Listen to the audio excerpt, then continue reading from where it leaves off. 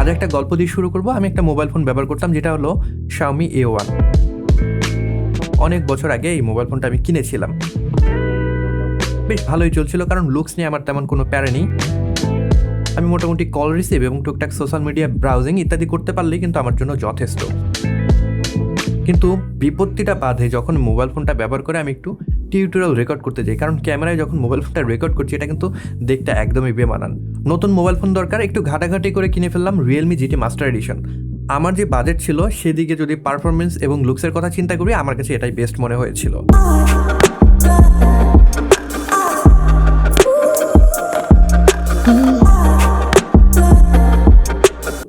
এবার আমাকে আর পাইকে ধুমধার একটা টিউটোরিয়াল হবে, তো সব কিছু রেডি করে বসে পড়লাম টিউটোরিয়াল রেকর্ডে।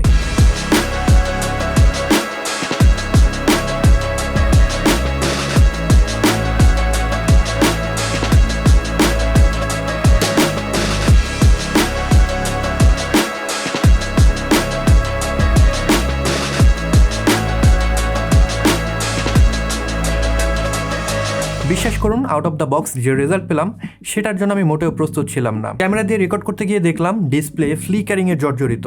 Elegant looking mobile, great performance, আর ডিসপ্লেতে এরকম ফ্লিকারিং, না এটা মেনে নেওয়া যায় না। আমার কাছে ছিল ইনফিনিক্সের হট 11s, ভাবলাম এটা দিয়ে একটু ট্রাই করে দেখি। কিন্তু আমি আশ্চর্য হয়ে গেলাম যখন এইটাকে আমি রেকর্ড করলাম ক্যামেরা দিয়ে, এটার ভিতরে আমি কোনো ফ্লিকারিং পেলাম না। ব্যাপারটা কিন্তু একটু রহস্যজনক, রাইট? বুঝতে আর বাকি থাকলো না, নিশ্চয়ই কোনো ঘাপলা আছে। শুরু করে দিলাম আমার ঘাটাঘাটি।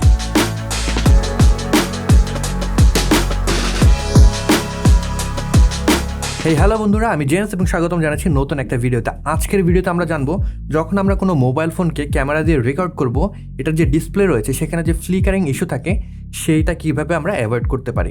তো চলুন শুরু করা যাক। তো প্রথম যে সমাধান সেটা হলো অ্যাকচুয়ালি আপনার যে ক্যামেরা রয়েছে সেটার কিছু সেটিং আপনি চেঞ্জ করে দেখতে পারেন। আপনার ক্যামেরার প্রথমে যে ভিডিও সেটিংস রয়েছে সেখানে চলে যাবেন। ভিডিও ফরম্যাট 24 FPS আপনারা রাখবেন এবং যে শাটার স্পিড রয়েছে সেটাকে 1/50 রাখবেন। অনেক সময় যদি আমরা লো শাটার স্পিডে রাখি, স্ক্রিনের ফ্লিকারিং এটা কিন্তু তখন এফেক্ট করে না ভিডিওতে। তো আপনারা এই জিনিসটা প্রথমে ট্রাই করে দেখতে পারেন। যদি সমাধান হয়ে যায় তাহলে তো ভালো, আর যদি না হয় ভয় কি, আমি তো আছি। আপনার যদি এই স্টেপটা ফলো করতে হয় তাহলে ধরে নেওয়া যায় আপনার যে মোবাইল ফোন রয়েছে সেইটার ডিসপ্লে কোনো অ্যামোলেড ডিসপ্লে কিংবা সুপার অ্যামোলেড ডিসপ্লে। কারণ আইপিএস ডিসপ্লে কিংবা এলসিডি ডিসপ্লেতে এই ধরনের সমস্যা হয় না। আইপিএস ডিসপ্লেতে যে ব্রাইটনেস রয়েছে সেটা কিন্তু কন্ট্রোল করা হয় ডিসি ডিমিংয়ের মাধ্যমে। আরে ভাই, ডিসি ডিমিং এই জিনিসটা আবার কোন জায়গা থেকে আসলো? ওয়েট, ধৈর্য ধারণ করতে হবে। বিষয়টা হলো, অ্যামোলেড যে ডিসপ্লে রয়েছে কিংবা সুপার অ্যামোলেড যে ডিসপ্লেগুলো রয়েছে, এটা যে পিক্সেলগুলো রয়েছে প্রতিটা পিক্সেল কিন্তু লাইট আপ হয়। তো এটার ব্রাইটনেস যখন আমরা 100%-এ রাখি তখন এই পিক্সেলগুলোর যে লাইট রয়েছে সেটা কিন্তু সব সময় জ্বলে থাকে। কিন্তু যখনই আমরা এটার ব্রাইটনেসটাকে একটু ডিক্রিজ করব, সাপোজ আমরা 50% যে ব্রাইটনেস সেখানে রাখলাম, তখনই কিন্তু PWM যে টেকনোলজি সেটার ইনভলভমেন্ট চলে আসে। PWM হলো পালস ওয়াইড মডুলেশন। ধরেন আপনার যে ডিসপ্লে রয়েছে সেটার যে ব্রাইটনেস রয়েছে সেটাকে আপনি 100% থেকে 50%-এ রাখলেন। তখন PWM যে মেথড রয়েছে সেটা যেটা করে, যে পিক্সেলগুলো রয়েছে 50% সময় সেটা জ্বলে থাকে এবং 50% সময় বন্ধ থাকে। এটা একদম যে জ্বলে থাকছে বন্ধ থাকছে ওইরকম না, নির্দিষ্ট একটা পালসের মাধ্যমে সেটা হয় এবং এটা এত দ্রুত হয় আমাদের চোখ ধরতে পারে না। কারণ আমাদের চোখের সামনে 60 হার্জের উপরে যে কোনো লাইট যদি ব্লিঙ্কিং করে আমরা কিন্তু ওই ব্লিঙ্কিংটা দেখতে পাবো না, তখন আমাদের কাছে ওই লাইটটা স্টেবল মনে হবে। তো সেই জিনিসটা কাজে লাগিয়ে ওইরকম একটা ইলিউশন তৈরি করা হয়। ব্রাইটনেসটাকে যদি আমরা আরও ডিক্রিজ করে নিয়ে আসি, আমরা যদি 10% কিংবা 20%-এ রাখি, তখন কিন্তু বেশিরভাগ সময় পিক্সেলগুলো বন্ধ থাকে, খুব কম সময়ের জন্য জ্বলে থাকে। এই কারণে দেখা যায় অনেকেই কিন্তু নর্মাল চোখে এই ফ্লিকারিংটা তখন দেখতে পায়, ক্যামেরা তো পরের কথা। PWM টেকনোলজির এই সীমাবদ্ধতার কারণে দেখা যায় অনেক মোবাইল ফোন কোম্পানি কিন্তু এখন ডিসি ডিমিং যে টেকনোলজি সেটা ব্যবহার করে ব্রাইটনেস কমানো বাড়ানোর জন্য। ডিসি ডিমিং পদ্ধতিতে যেটা হয়, আমাদের যে লাইট রয়েছে পিক্সেলগুলো রয়েছে সেটা কিন্তু বেশিরভাগ সময় জ্বলে থাকে, তবে এটার যে ব্রাইটনেস সেটাকে কিন্তু মূল যে পাওয়ার সাপ্লাই রয়েছে সেটাকে অল্টারনেট করে কমানো বা বাড়ানো হয়। আমরা জানি পাওয়ার সমান হলো কারেন্ট এবং ভোল্টেজ। সো যে কোনো একটা জিনিসকে আমরা কারেন্ট কিংবা ভোল্টেজকে যদি অল্টারনেট করি সেক্ষেত্রে কিন্তু ব্রাইটনেসটাকে আমরা কমাতে বা বাড়াতে পারবো। তো সেই টেকনোলজি এখানে ব্যবহার করা হয়। সেক্ষেত্রে দেখা যায় আমার যে প্যানেলটা রয়েছে বেশিরভাগ সময় কিন্তু লাইট আপ হয়ে থাকে, ফ্লিকারিং ইস্যু কিন্তু তখন আসে না। তবে অ্যামোলেড প্যানেলে এই জিনিসটা ব্যবহার করার একটা সীমাবদ্ধতা আছে, সেটা হলো আপনি যখন অ্যামোলেড প্যানেলে ডিসি ডিমিং ব্যবহার করছেন তখন আপনার ফ্লিকারিংয়ের যে ঝামেলা সেটা থাকবে না, তবে আপনার যে কালার অ্যাকুরেসি সেটা একদম ড্রাস্টিকলি কিন্তু ডিক্রিজ হবে। অনেক সময় দেখবেন খুবই রেড টিন্ট আপনারা দেখতে পাচ্ছেন স্ক্রিনে যদি ব্রাইটনেস একদম কমিয়ে রাখেন, কিংবা আপনারা খুবই ইয়েলো বা অরেঞ্জ টাইপের টিন্ট কিন্তু আপনাদের ডিসপ্লেতে দেখতে পাবেন, অ্যাকুরেট কালার পাবেন না। এই কারণে এই জিনিসটা আসলে অপশনাল হিসেবে রাখা হয়। মোবাইল কোম্পানি দেখবেন ডিসি ডিমিংকে অপশনাল হিসেবে রাখে কিংবা এন্টি ফ্লিকারিং অপশন হিসেবে রাখে। আপনি যদি চান সেক্ষেত্রে ডিসি ডিমিং ব্যবহার করতে পারবেন, আর যদি না করেন তখন কিন্তু PWM যে টেকনোলজি রয়েছে সেটা ব্যবহার করা হয়। ভাই লেকচার তো অনেকেই দিলেন, কিন্তু আসল ঘটনাই তো বললেন না। এবার একটু দয়া করে বলবেন ডিসপ্লের এই ফ্লিকারিং এই জিনিসটা বন্ধ করবো কিভাবে?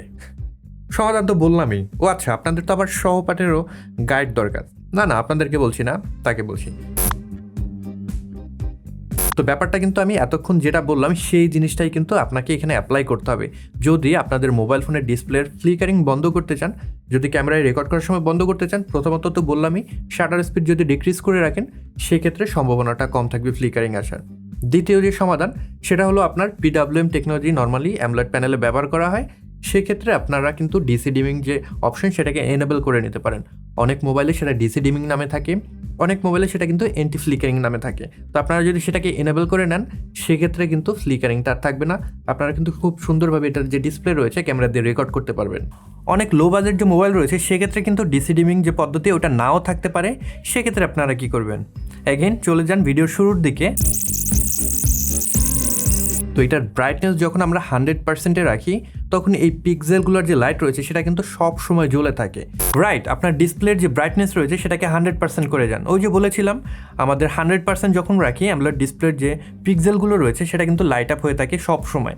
সো আপনারা যদি 100%-এ রেখে ভিডিও রেকর্ড করেন সেক্ষেত্রে কিন্তু ডিসপ্লের ফ্লিকারিং ক্যামেরা রেকর্ড করবে না, কারণ লাইটগুলো জ্বলেই আছে, ফ্লিকারিং হচ্ছে না, রেকর্ড কিভাবে করবে? তো ক্যামেরায় যখন আপনারা রেকর্ড করছেন সেক্ষেত্রে শাটার স্পিডটাকে আপনারা ঠিক রেখে অ্যাপারচারটাকে ইনক্রিজ করতে পারেন, আইএসওটাকে ডিক্রিজ করতে পারেন যাতে করে প্রপার একটা এক্সপোজার পান। সেক্ষেত্রেও কিন্তু আপনাদের মোবাইল ফোনের স্ক্রিনে যে ফ্লিকারিং ক্যামেরা রেকর্ড করবে না। তো এই ছিল মোটামুটি সমাধানগুলো। আমি আবার একটু রিক্যাপ করি। প্রথম সমাধান সেটা হলো শাটার স্পিডটাকে ডিক্রিজ করতে হবে। এরপরে যদি সমাধান না হয় দেখতে হবে আপনাদের মোবাইল ফোনে ডিসি ডিমিং এর যে অপশন সেটা আছে কিনা, সেটাকে এনেবল করে দেবেন। অনেক মোবাইল ফোনে সেটা এন্টি ফ্লিকারিং নামে থাকে, এনেবল করে দিলেই হচ্ছে। আর যদি কোনো অপশনই না থাকে সেক্ষেত্রে ব্রাইটনেসটাকে 100% করে দেবেন, আপনাদের ক্যামেরার অ্যাপারচারটাকে ইনক্রিজ করে দেবেন, মেবি 10 বা 12 বা 16 যদি অ্যাপারচার রাখেন সেক্ষেত্রে কিন্তু প্রপার একটা এক্সপোজার পেয়ে যাবেন। আপনারা কিন্তু তখন খুব ইজিলি রেকর্ড করতে পারবেন। তো এই ছিল আজকের ভিডিও। আশা করি আপনাদের ভিডিওটা ভালো লেগেছে। যদি ভালো লেগে থাকে কিংবা এই ভিডিও থেকে নতুন কিছু জেনে থাকেন সেক্ষেত্রে এই ভিডিওটাতে একটা লাইক দিতে পারেন, কমেন্ট বক্সে আপনাদের মতামত জানাতে ভুলবেন না।